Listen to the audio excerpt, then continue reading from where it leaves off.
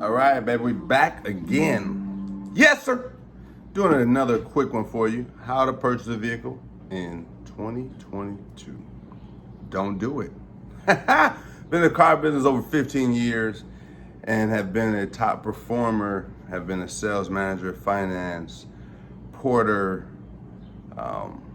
detail, you name it, I've done it in the car business. I'm gonna give you a little game real fast on what to do in the market right now. Chip shortage, harness, things that they cannot produce right now from what they're saying. Don't always believe all that. I think that havoc and things are caused to change the narrative of the situation. They gave away a ton of money, they want that money back.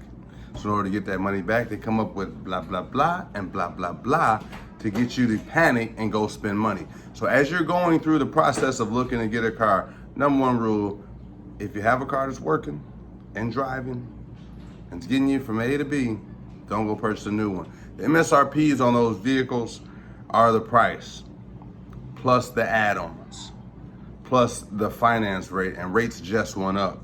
So for example, they were offering 0% last year in 2021.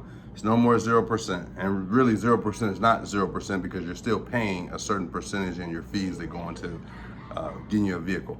So now the rates are up and the cars have not dropped, and they say shortage, which is supply and demand. So if it's a supply and demand, people are gonna run out and panic just like they did when they said bullets weren't available, guns are not available, we just run out and buy everything.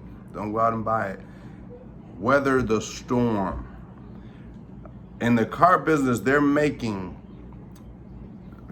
a front of a deal. Normally, if you're positive on the front of the car deal, because it's two ends, it's a front and a back end. Front end is going to be what they make off of the sales price of the car. Back end is going to be what the finance department charges you for interest, warranties, et cetera, et cetera. So what they're doing now is only front and back. So they're making money on both. So if you have a vehicle that's at $30,000 and then you add your TT&L, you're at $2,500, probably $3,000 in taxes. Then you got the extra add-ons they throw on there, and they're not discounting it. They're only giving you rebates. Depending on what dealership you go to, you're not even getting the rebates. They figured out ways to make sure you don't get those either. So if you can hold on to your car, hold on to your car, because it's no negotiation. Normally the average car salesman probably makes $35,000 a year. I've always made $100,000 a year selling cars. 8 are the gate. When I say 8 are the gate, if you don't sell 8 cars in a month, most likely you're on probation, and then they get you out of here the next month if you don't do 8 cars or more.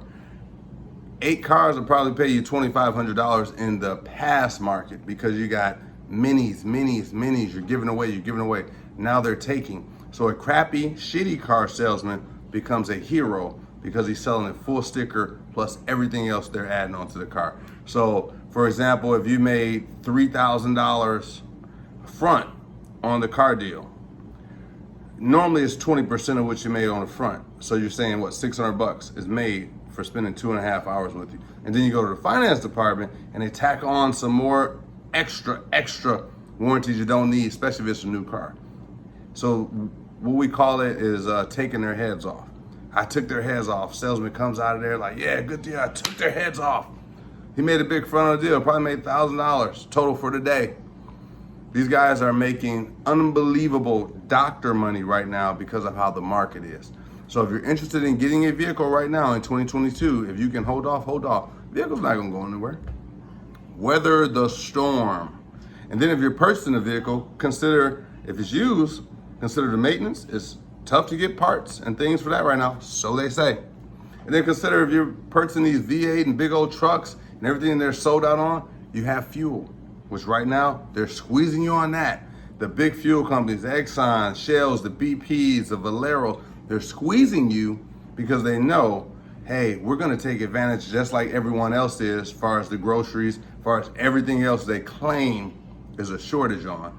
And they're gonna tax you, the consumer, because so much money was spread it out. So the GOV has to figure out a way to get it back. If you're looking to get a vehicle in 2022, you're not gonna be going there and negotiate. There's no negotiations. You're taking what they give you, plus the fees, plus the high rate, plus their add-ons, or you won't have a vehicle.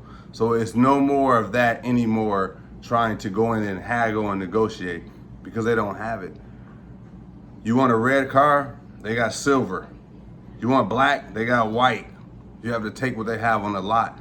Supply and demand, urgency, and what people fail to realize is if you stall them out, they eventually got to come back down. I'm on both sides of it. I'm on the consumer side, and I'm also on the side of making money in the car business, because I've always made 100 plus a year in the car business, over $1 million made in the car business over my tenure of being in it. And I want to go through and show you ways to do that. So if you're a consumer or if you're in the business of making money in the car business, stay tuned to the channel because I got more for you. Yes, sir.